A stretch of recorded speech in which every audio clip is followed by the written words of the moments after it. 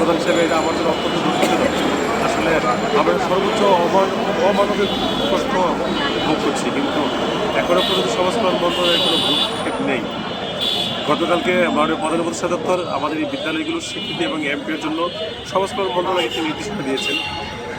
আমরা সেই নির্দেশের প্রেক্ষিতে সমাজকল্যাণ মন্ত্রণালয়কে আমরা 72 ঘন্টা টাইম দিয়েছি যে বৃহস্পতিবারের মধ্যে যদি আমাদের স্বীকৃতি এমপিওর প্রজ্ঞাপন না করা হয়, আগামী রোববার লং মার্চ টু সচিবালয় করে সচিবালয় অবরুদ্ধ করে আমরা আমাদের বিদ্যালয়গুলোর স্বীকৃতি এমপি দিতে বাধ্য করবো সমাজকল্যাণ মন্ত্রণালয়কে।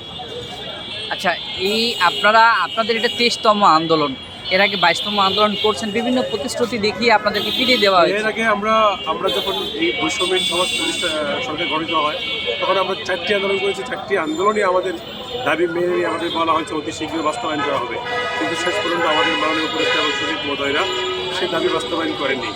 এর আগে বিগত ফ্যাসিস্ট সরকারের আমলে আমরা 18টি আন্দোলন করেছি, আমরা বেশ কয়েকবার ফ্যাসিস্ট আমলে গ্রেপ্তার হয়েছি, আমরা কারা নির্যাতন করেছি,